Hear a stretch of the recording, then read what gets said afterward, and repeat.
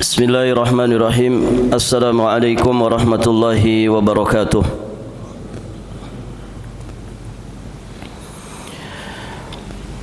Alhamdulillahi wa kafa wa salamun ala ibadihi alladhina istafa.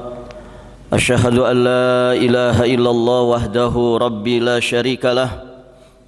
Wa asyhadu anna Muhammadan abduhu wa rasuluh. Qala Allah ta'ala fi kitabihil karim. يا أيها الذين آمنوا اتقوا الله حق تقاته ولا تموتن إلا وأنتم مسلمون أما بعد اللهم إنا نسألك علما نافعا ورزقا طيبا وعملا متقبلا اللهم علمنا ما ينفعنا وانفعنا بما علمتنا وزدنا من علمك وكرمك وجودك يا ذا الجلال والإكرام إنك على كل شيء قدير وبالإجابة جدير. Para hadirin jamaah salat subuh rahimani wa rahimakumullah. Alhamdulillah kita bersyukur kepada Allah Subhanahu wa taala. Pada hari ini kita sudah masuk di tanggal 22 dari bulan Dzulhijjah 1447 Hijriah. Berarti sekitar beberapa hari ke depan insyaallah taala kita akan memasuki tahun baru Islam, bulan pertama di dalam kalender Islam yang disebut dengan bulan Al-Muharram. Hadirin jamaah yang dirahmati Allah,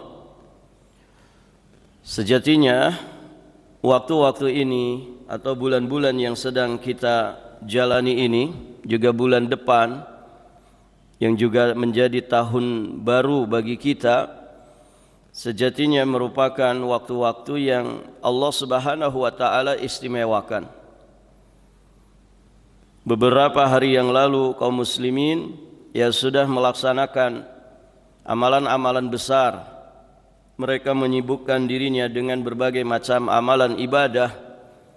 Maka sejatinya hari-hari ini sampai nanti masuknya bulan depan, bulan Al-Muharram, juga masih waktu-waktu yang seharusnya kita makmurkan dengan amalan-amalan terbaik. Karena bulan Al-Muharram juga memiliki kedudukan yang sangat tinggi, memiliki keagungan yang sangat besar di sisi Allah Subhanahu wa taala. Dan tentu kita sama-sama memahami bahwa tidak ada satupun waktu yang Allah Subhanahu wa taala istimewakan, yang Allah lebihkan keutamaannya, melainkan Allah dan Rasul-Nya juga memberikan bimbingan kepada kita semua bagaimana cara memakmurkan waktu-waktu tersebut. Maka anugerah Allah yang besar ini selayaknya tidak kita sia-siakan. Bagi seorang muslim, seluruh hidup dan kehidupannya, seluruh waktu yang Allah Subhanahu wa taala berikan kepadanya adalah perkara yang besar, merupakan modal pokok baginya untuk meraih berbagai macam keuntungan di kehidupan akhiratnya. Lebih-lebih lagi ketika Allah dan Rasul-Nya melebihkan waktu-waktu tertentu, ya, sehingga itu memberikan motivasi tersendiri ya baginya untuk kemudian memaksimalkan segenap potensinya dalam rangka meraih amalan yang terbaik di sisi Allah Subhanahu wa taala, melakukan percepatan untuk kemudian mendapatkan limpahan pahala di sisi Allah Subhanahu wa taala. Nah, termasuk bulan Al-Muharram ini, para jamaah yang dirahmati Allah, maka alangkah baiknya pada kesempatan yang berbahagia ini kita sedikit kembali mengingat ya beberapa poin pembahasan seputar bulan Al-Muharram. Hadirin jamaah yang dirahmati Allah, kita akan pahami dulu bulan Al-Muharram di dalam ajaran Islam. Menurut dinul Islam, hadirin jamaah yang dirahmati Allah, Al-Muharram, bulan Muharram itu adalah bulan yang sangat istimewa. keutamaannya dilebihkan oleh Allah Azza wa Jalla, dan termasuk bulan yang Allah Subhanahu wa taala sucikan, ya, sebagaimana namanya Al-Muharram, ya, dari kata haram. Dari kata haram, yakni bulan yang suci, bulan yang mulia, bulan yang terlarang. Terlarang maksudnya kezaliman, peperangan tidak boleh terjadi di dalamnya. Kalau di bulan-bulan lain selain bulan suci, maka kezaliman itu tetap besar urusannya. Maka bagaimana lagi ketika kezaliman, dosa dan maksiat, juga semua penyimpangan, ya, ketika terjadi di bulan-bulan yang Allah Subhanahu wa taala istimewakan ini. Nah, hadirin jamaah yang dirahmati Allah, jadi di dalam Islam bulan Muharram itu adalah bulan Allah yang sangat agung. Dia adalah bulan pertama di dalam kalender Islam. Bulan pertama di dalam kalender Islam. Ya, bulan di dalam kalender Islam ada 12, dan itu disebutkan oleh Allah Subhanahu wa taala, ya, di surat At-Taubah ayat 36. Allah berfirman, "Inna iddatasy syuhuri indallahi 12 syahran fi kitabillah yauma khalaqas samawati wal ard minha arba'atun hurum dzalika ad-dinul qayyim fala tadlimu fihinna anfusakum." Allah Subhanahu wa taala berfirman, sesungguhnya bilangan bulan pada sisi Allah Subhanahu wa taala itu ada 12 bulan. Ada 12 bulan. Ya, bermula dari bulan Muharram. Muharram, Safar, Rabiul Awal, Rabiul Akhir, Jumadal Ula, Jumadal Akhirah, kemudian Rajab, Sya'ban, Ramadan, Syawal, Dzulqa'dah dan Dzulhijjah. Nah, ini yang disebut 12 syahran. Dan ketetapan ini telah Allah Subhanahu wa taala, ya, tetapkan. Dalam ketetapan Allah di waktu Allah menciptakan langit dan bumi. Nah, di antara 12 bulan itu kata Allah, minha arba'atun hurum. Ada di antaranya 4 bulan haram. 4 bulan yang dimuliakan, 4 bulan yang disucikan, 4 bulan yang terlarang. Ketika seseorang melakukan kezaliman, melakukan dosa, maka urusannya menjadi besar ketika dikerjakan di bulan-bulan haram ini.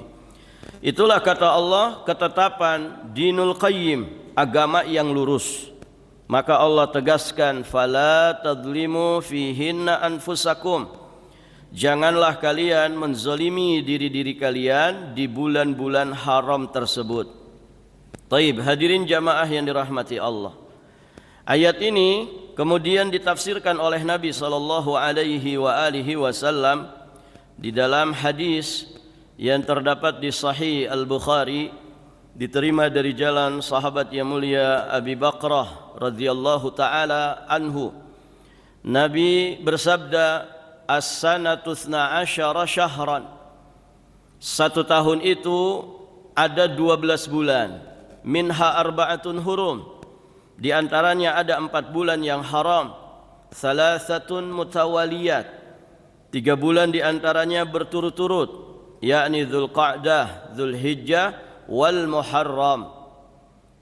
Dzulqa'dah bulan ke-11, Dzulhijjah bulan ke-12, kemudian Al-Muharram bulan yang pertama.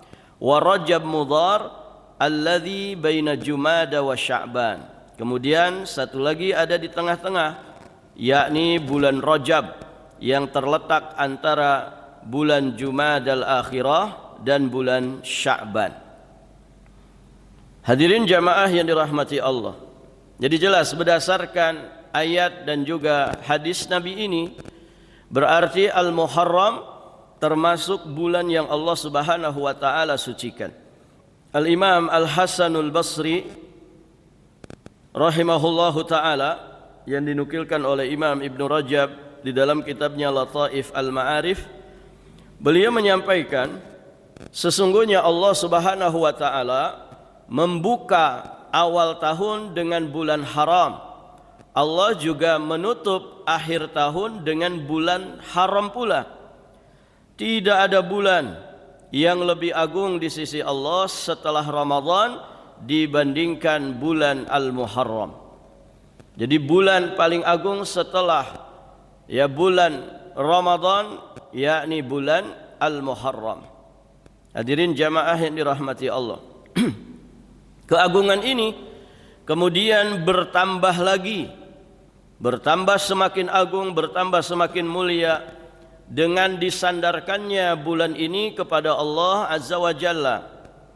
Nabi SAW menyebut bulan Muharram itu dengan Syahrullah, bulannya Allah, sebagaimana disebutkan dalam satu riwayat hadis yang terdapat di Sahih Muslim ketika Nabi menjelaskan tentang seutama-utama puasa setelah puasa Ramadan.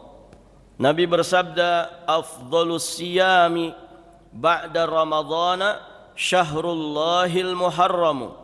Puasa yang paling afdal setelah puasa Ramadan adalah puasa pada Syahrullah Al-Muharram, puasa pada bulan Allah Al-Muharram. Imam Ibn Rajab menjelaskan tentang hadis ini, Nabi memberi nama Muharram dengan Syahrullah. Maka penyandaran bulan ini kepada Allah menunjukkan kemuliaan dan juga keutamaannya. Dalam bahasa Arab ini namanya idhafat atau disebut dengan idhafatut tasyrif. Penyandaran sesuatu kepada Allah yang menunjukkan kemuliaan, keagungan dan kebesarannya. Seperti Baitullah, rumahnya Allah, naqatullah, untanya Allah, Nabiullah, Rasulullah. Ini disandarkan kepada Allah Azza wa Jalla, yang menunjukkan kemuliaan, keagungan dan kebesaran sesuatu yang disandarkan kepada Allah tersebut. Karena Allah Subhanahu wa taala tidak akan menyandarkan sesuatu kepada dirinya kecuali pada makhluknya yang khusus. Pada makhluknya yang khusus. Maka sesuatu yang disandarkan kepada Allah itu biasanya sesuatu yang istimewa, sesuatu yang utama dan dilebihkan dari yang lainnya. Taib, hadirin jamaah yang dirahmati Allah. Nah, inilah yang mesti kita pahami, bahkan mesti kita yakini tentang bulan Allah Al-Muharram. Dan itulah akidah Islam, itulah ajaran yang telah dijelaskan di dalam dinul Islam. Taib, hadirin jamaah yang dirahmati Allah. Tentu ini berseberangan dengan apa yang dipahami oleh sebagian manusia. Di antaranya orang-orang Syiah. Mereka memahami bahwa Muharram itu adalah bulan meratap. Hadirin jamaah yang dirahmati Allah. Mereka memahami bahwa Muharram itu adalah hari bersedih, hari-hari untuk mereka berkabung. Mereka membuat ritual yang melukai diri-diri mereka sendiri untuk meratapi kematiannya Husain radhiyallahu taala anhu. Taib, hadirin jamaah yang dirahmati Allah. Dan ini bukan dari Islam. Karena yang dijelaskan Islam sebagaimana yang tadi kita sampaikan di awal. Justru bulan Muharram adalah bulan untuk kita giat-giatnya beribadah, mendekatkan diri kepada Allah Azza wa Jalla dengan amalan-amalan yang telah disunnahkan oleh Nabi sallallahu alaihi wasallam. Tentu terutama amal-amal yang wajib. Taib, hadirin jamaah yang dirahmati Allah. Kemudian sebagian kalangan mereka juga menganggap bulan Muharram atau mereka lebih mengenalnya dengan istilah bulan Sura. Sebagian memahami bahwa bulan Muharram itu bulan yang penuh dengan mistik. Mereka mengatakan bulan Muharram itu bulan keramat. Keramat dengan makna versinya mereka, memiliki kekuatan gaib, barakallahu fikum. Keramat menurut versi mereka bulan sial. Bulan yang barakallahu fikum, kalau orang punya hajat jangan hajatan di bulan Muharram. Kalau orang punya niat safar ditunda dulu, jangan safar di bulan keramat. Atau apapun itu, Kenapa? Karena itu bulan sial, bulan penuh petaka, bencana, musibah dan lain sebagainya. Hadirin jamaah yang dirahmati Allah, nas'alullah al-afwa wal afiyah wassalamah. Maka sebagian orang, para jamaah, kalau masuk bulan Syura, mereka tidak mau melakukan perkara-perkara besar, nggak mau nikahkan anaknya di bulan Syura. Kenapa? Kualat nanti rumah tangganya cepat bubar, begitu.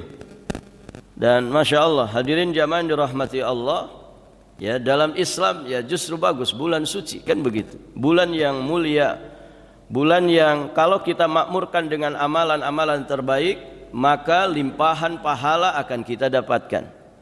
Ada jamaah, para jamaah yang dirahmati Allah, pernah cerita kepada saya. Jadi beliau ini luar biasa gitu ya. Ya, keberaniannya ada. Beliau tinggal di satu lingkungan yang orang-orangnya punya keyakinan bahwa bulan Syura itu bulan sial, gitu ya, bulan keramat atau apapun istilahnya. Maka pantang bagi mereka untuk kemudian melakukan hajatan, nikahan, apapun itu dari ya hajatan-hajatan. Nah, ternyata jamaah kita ini, para jamaah, beliau nikahkan putrinya itu sekaligus 2 di bulan Muharram.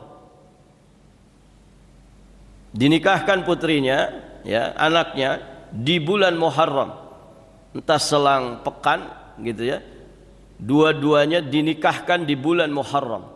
Dan sebelum acara pernikahan, sebelum acara hajatan itu, barakallahu fikum, banyak orang datang ke rumahnya mengingatkan, Pak, dipertimbangkan lagi. Ini Bapak mau hajatan, sekarang ini bulan Syura, begitu ya. Sekarang ini bulan Syura, pertimbangkan lagi. Ini bulan sial, berbahaya kalau kemudian Bapak nikahkan anak Bapak di bulan ini.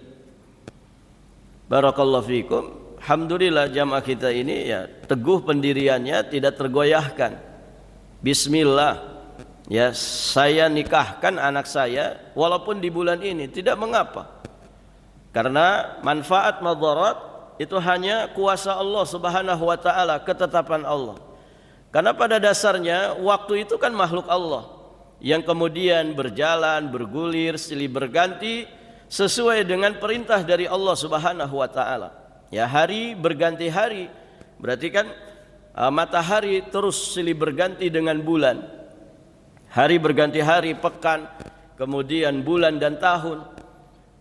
Waktu itu adalah makhluk ciptaan Allah, di mana mereka tunduk kepada kekuasaan Allah, tunduk kepada perintah dan petunjuk Allah Azza wa Jalla. Maka tidak ada istilah waktu sial.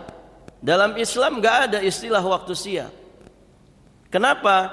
Karena waktu ya waktu, dia makhluk Allah yang kemudian mengikuti aturan Allah. Maka kesialan itu, hadirin jamaah yang dirahmati Allah, tergantung bagaimana manusia mengisi waktunya. Kalau kemudian mengisi waktunya dengan kelalaian, maka dia akan menjadi orang yang merugi. Kalau dia kemudian mengisi waktunya dengan dosa dan maksiat, tambah rugi lagi. Kalau orang mengisi waktunya dengan kecerobohan, ya rawan celaka, kan begitu. Waktu nggak punya dosa apapun. Yang berdosa itu manusia. Yang suka berbuat sial itu adalah manusia, bukan waktunya. Karena waktu ini, para jamaah yang dirahmati Allah, adalah kesempatan yang Allah berikan. Silakan diisi oleh manusia. Petunjuk dari Allah dan Rasulnya, isi semua waktu itu dengan kebaikan. Coba perhatikan ajaran Nabi SAW dari semenjak kita bangun tidur sampai nanti kita tidur lagi. Hadirin jamaah yang dirahmati Allah, semuanya isinya kebaikan. Gak pernah kita diajarkan berbuat dosa dan maksiat. Gak ada. Bahkan tidak ada satupun detik yang kemudian ada petunjuknya supaya kita melakukan penyimpangan. Dan ini Masya Allah, satu anugerah yang begitu besar dari Allah Azza wa Jalla. Nah, singkat cerita para jamaah, ini jamaah kita ini tetap melangsungkan hajatannya. Dan beliau mengaku sendiri ke saya, alhamdulillah Ustaz, 2 anak saya ini rumah tangganya harmonis saja. bagus-bagus saja, ekonominya semakin baik. Nggak ada tuh orang yang mengatakan nanti sial rumah tangganya, nanti bubar sebentar, ya, nanti sering masalah rumah tangganya kalau tetap nekat ya dinikahkan di bulan Suro. Ya bahkan si bapak ini cerita, saya didatangi tokoh masyarakat mengingatkan. Jadi yang mengingatkan bukan hanya satu orang. Dan Masya Allah, para jamaah yang dirahmati Allah, inilah sejatinya juga yang dilakukan oleh Nabi, kan begitu. Kalau orang-orang masyarakat jahiliyah, para jamaah, mereka itu punya anggapan bulan Syawal itu bulan sial. Maka Nabi SAW ya beliau melawan dan menentang itu.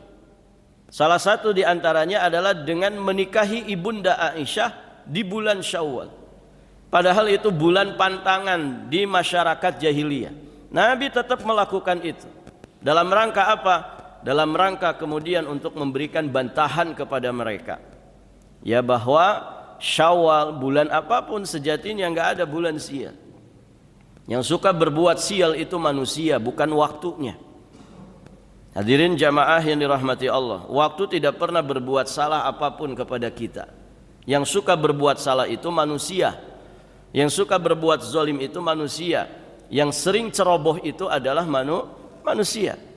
Hadirin jamaah yang dirahmati Allah.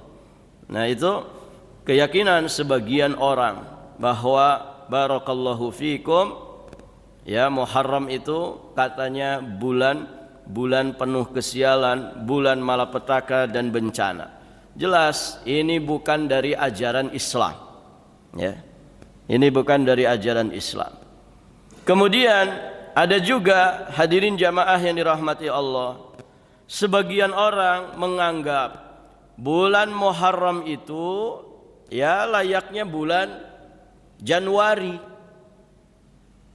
dalam kalender Masehi. Jadi bagi mereka memakmurkan bulan Muharram ya sebagaimana orang-orang Masehi, orang-orang Masihiyah memakmurkan yang namanya bulan Januari. Jadi mereka rayakan tahun baru Islam. Hanya itu saja, rame-ramean tahun baru. Kadang juga keliru begitu ya. Mereka merayakannya nunggu jam 12 malam. Sebagaimana tahun baru di kalender Masehi miliknya orang-orang Nasrani. Taib para jamaah yang dirahmati Allah.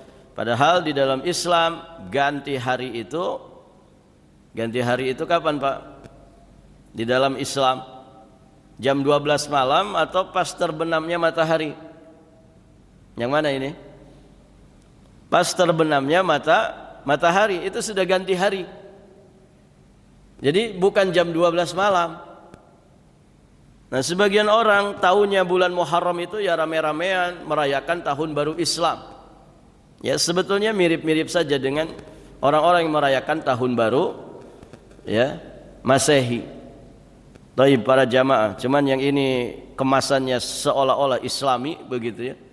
Tapi dirayakan. Nggak ada perayaan dalam Islam itu kecuali 3 saja, 3 perayaan. Tidak ada Id di dalam ajaran Islam kecuali 3. Ada yang per pekan namanya hari Jumat. Kemudian ada yang tahunan namanya Idul Fitri dan Idul Adha. Itu saja hari raya bagi kaum muslimin. Dan Nabi tidak pernah mengajarkan rayakan tahun baru Islam. Ya kita muhasabah, kita doa akhir sanah, kita doa awal sanah, ya. Doa akhir ya akhir dari tahun, kemudian doa awal tahun. Ya, Nabi SAW tidak mencontohkan itu. Ya, dan doa itu tiap saat kita berdoa. Hadirin jamaah yang dirahmati Allah Subhanahu wa taala. Nah, ini juga bukan dari ajaran Islam, ya. Bukan itu yang dipahami, yang dijelaskan di dalam ajaran Islam, ya tentang yang namanya bulan Muharram. Baik, para jamaah yang dirahmati Allah. Kemudian kita juga dibimbing oleh Allah Subhanahu wa taala dan Rasulnya bagaimana cara kita memakmurkan bulan Muharram itu. Orang yang mendapati bulan Muharram, maka sejatinya dia mendapatkan anugerah dan nikmat tersendiri yang seharusnya disyukuri dengan baik. Karena bulan ini sejatinya ladang pahala, kesempatan bagi kita untuk mendulang pahala, kesempatan bagi kita untuk membekali diri kita dengan percepatan perbekalan dan juga limpahan pahala. Maka hadirin jamaah yang dirahmati Allah, seorang mukmin yang baik tidak akan menyia-nyiakan bulan-bulan istimewa seperti ini. Dan kita sama-sama tahu orang-orang saleh terdahulu, ya mereka mengagungkan, memuliakan 3 jenis 10 hari. Ini disampaikan oleh Abu Utsman An-Nahdi rahimahullahu ta'ala, yang dinukilkan oleh Imam Ibn Rajab Al-Hambali dalam kitabnya Lataif Al-Ma'arif. Abu Utsman An-Nahdi rahimahullah, beliau mengatakan orang-orang saleh terdahulu mereka mengagungkan 3 jenis 10 hari. Yang pertama 10 hari terakhir dari bulan Ramadan, kemudian yang kedua 10 pertama dari bulan Dzulhijjah, kemudian yang ketiga 10 hari pertama dari bulan Muharram. Jadi semua bulan Muharram ini istimewa, maka 10 pertamanya lebih istimewa. Semua bulan Dzulhijjah itu istimewa. Yang paling istimewanya adalah 10 pertamanya. Semua bulan Ramadan dari awal sampai akhirnya istimewa, tapi 10 terakhirnya adalah yang paling istimewa. Nah itu hadirin jamaah yang dirahmati Allah. Maka kita dibimbing bagaimana kita mengisi bulan Muharram itu dengan sebaik-baiknya amal. Di antaranya para jamaah yang dirahmati Allah, memperbanyak amalan saleh secara umum. Memperbanyak amalan saleh. Sebagaimana kezaliman, dosa dan maksiat dibalas dengan dosa yang besar ketika dikerjakan di bulan Muharram, maka pun demikian dengan amal ketaatan, amal-amal saleh. Maka hadirin jamaah yang dirahmati Allah, siapa yang beramal saleh di bulan Muharram, maka pahalanya dilipat gandakan oleh Allah Subhanahu wa ta'ala. Ya, sebagaimana orang yang kemudian beramal soleh di tanah suci, mereka mendapatkan limpahan pahala yang begitu besar, pun demikian orang yang beramal soleh di waktu yang Allah Subhanahu wa ta'ala sucikan. Maka amal soleh secara umum dimakmurkan di bulan Muharram ini, terutama amal-amal wajib. Karena amal wajib itu tidak bisa dikalahkan dengan amal sunnah apapun.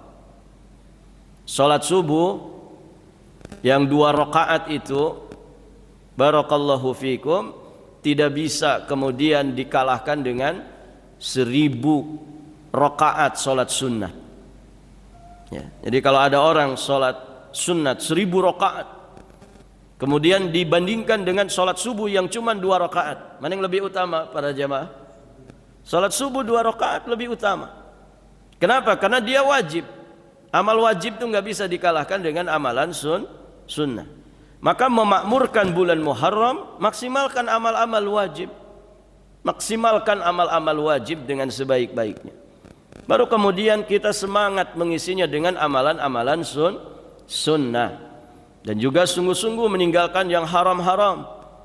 Sungguh-sungguh meninggalkan yang makruh-makruh. Bahkan bagaimana hal-hal yang mubah yang biasa kita lakukan dalam keseharian kita di bulan-bulan istimewa seperti itu dimaksimalkan supaya menjadi pahala di sisi Allah. Kemudian juga yang dinasihatkan para ulama, di bulan Muharram kita juga bisa mengisinya dengan taubat nasuha. Taubat nasuha. Kenapa? Karena taubat itu jalan keselamatan yang sering dilalaikan oleh manusia. Saking istimewanya taubat, sebagian penjelasan mengatakan Di surga nanti ada satu pintu namanya Babut Taubah, pintu taubat. Ya. Maka kalau setiap hari kita diajari taubat oleh Nabi, lebih-lebih lagi kalau kita ada di bulan-bulan yang Allah sucikan. Taubat kepada Allah Azza wa Jalla dimaksimalkan lagi. Hadirin jamaah yang dirahmati Allah. Dan jangan lupa taubat setiap hari. Karena manusia itu banyak lalainya. Kita ini banyak alpanya, ya. Pagi ingat, sorenya sudah lupa, ya. Sorenya ingat sadar kepada Allah, paginya sudah lalai lagi. Nasallallahu al-afwa wal afiyah wassalama. Ya, lebih-lebih ya sebagaimana yang sudah kita sampaikan di majelis ini, paparan dunia itu terlalu mendominasi. Ya, hiruk pikuk dunia ini para jamaah, kalau kita enggak punya pondasi iman yang kuat, itu seringkali menggerus kita, menyeret kita, ya sehingga kita terkena yang namanya paparan dunia. Kadang mohon maaf, ya di tempat-tempat istimewa saja paparan dunia itu begitu dahsyat, gitu ya. Paparan dunia begitu dahsyat. Ya keluar masjid sedikit sudah menjadi tempat belanja. Ya keluar masjid sedikit sudah merupakan tempat yang hiruk pikuk dunia. Iklan-iklan yang bersebaran di mana-mana, semuanya seputar dunia. Hadirin jamaah yang dirahmati Allah. Maka ya kalau kita kemudian tidak serius mentaubati segala kekurangan diri kita setiap hari, naudzubillah, kita khawatir para jamaah yang dirahmati Allah ada dosa-dosa yang kemudian tidak kita sadari dan ternyata dosa itu banyak. Maka taubat, ya, taubat di bulan Muharram, memperbanyak taubat nasuha. Taib para jamaah. Imam Ibnu Qayyim mengajari kita, ya, taubat itu sebelum tidur, ya. Di antara waktu untuk kita bertaubat, bertaubatlah kepada Allah sebelum tidur. Kenapa demikian? Karena kita tidak pernah tahu apakah besok kita akan bangun lagi atau tidak. Gitu ya. Jadi tutup hari dengan taubat, awali hari dengan taubat, jalani hari-hari kita dengan taubat nasuha. Ya. Di antara lafaz zikir yang sering dibaca Nabi ya istighfar, kan begitu. Memperbanyak istighfar. Taib, hadirin jamaah yang dirahmati Allah. Kemudian berikutnya ada amalan khusus yakni ibadah puasa. Puasa secara umum diperbanyak di bulan Muharram, walaupun tidak boleh satu bulan full. Kenapa? Karena petunjuk dari Nabi, Nabi tidak pernah puasa satu bulan full kecuali di bulan Ramadan. Memperbanyak puasa di bulan Muharram dianjurkan. Artinya dari 30 atau 29 hari itu kebanyakannya kita gunakan untuk puasa. Nah, itu bagus. Terutama di 10 pertamanya. Kalau kemudian tidak bisa diperbanyak, setidak-tidaknya satu hari saja. Sebagaimana di bulan Dzulhijjah, kalau kemudian kita tidak bisa memperbanyak puasa di bulan Dzulhijjah, maka setidak-tidaknya satu hari saja di tanggal 9 atau hari Arafah. Nah kalau di bulan Muharram, hadirin jamaah yang dirahmati Allah, ada namanya puasa yang disebut dengan puasa Asyura. Puasa Asyura. Dan secara umum Nabi SAW menjelaskan, hadisnya tadi kita baca juga. Afdhalus siyam ba'da Ramadhan syahrullahil Muharram. Puasa yang paling afdal setelah puasa Ramadan adalah puasa pada bulan Allah Al-Muharram. Nah, yang juga ditekankan adalah puasa Asyura, yakni puasa di tanggal 10-nya. Boleh di tanggal 10-nya saja. Bahkan para ulama juga menegaskan ketika tanggal 10 ini bertepatan dengan hari Jumat atau hari Sabtu juga tetap boleh dikerjakan. Karena kita puasa bukan untuk harinya, tapi untuk ketetapan tanggalnya. Tanggal 10 dari bulan Muharram yang disebut dengan puasa Asyura. Lebih utama lagi 3 hari, tanggal 9, tanggal 10, tanggal 11. Atau 2 hari tanggal 9 dan 10 yang disebut dengan Tasu'a dan Asyura. Dan banyak ulama yang kemudian menganjurkan kalau bisa 3-3-nya, 9, 10, 11. Dan itu juga untuk kemudian dalam rangka kehati-hatian. Karena barakallahu fikum, ya kadang ketetapan awal bulan itu ya kita tidak bisa memastikan begitu. Ini sudah masuk bulan baru atau belum, atau masih bulan sebelumnya. Maka kalau kita puasa 3 hari ini, kalau ternyata barakallahu fikum tanggal 1-nya itu baru di tanggal 2 yang kita anggap tanggal 2, maka berarti kita tetap dikatakan puasa 9 dan 10, Tasu'a dan Asyura. Taib para jamaah. Nah itu beberapa amal yang selayaknya kita makmurkan di bulan Muharram. Taib para jamaah yang dirahmati Allah, masih ada sekian poin-poin pembahasan seputar Muharram. Kita cukupkan saja sampai di sini. Semoga yang sedikit ini menggugah selera kita, membangkitkan semangat kita untuk bisa memanfaatkan setiap waktu dengan kebaikan. Ya, lebih-lebih saat waktu itu kemudian dilebihkan dan diistimewakan keutamaannya oleh Allah Azza wa Jalla. Semoga Allah Subhanahu wa taala memberikan taufik, hidayah dan inayah kepada kita semua, memanjangkan usia kita di atas ilmu, di atas iman, di atas ketaatan dan juga keistiqomahan, sehingga kita bisa menikmati anugerah Allah berupa waktu-waktu yang istimewa ini dengan sebaik-baiknya amalan. Amin Allahumma ya rabbal alamin. Sampai di sini saja pelajaran kita. Kita akhiri dengan doa kafaratul majlis. Subhanakallahumma wa bihamdik, asyhadu an la ilaha illa anta, astaghfiruka wa atubu ilaik. Assalamualaikum warahmatullahi wabarakatuh.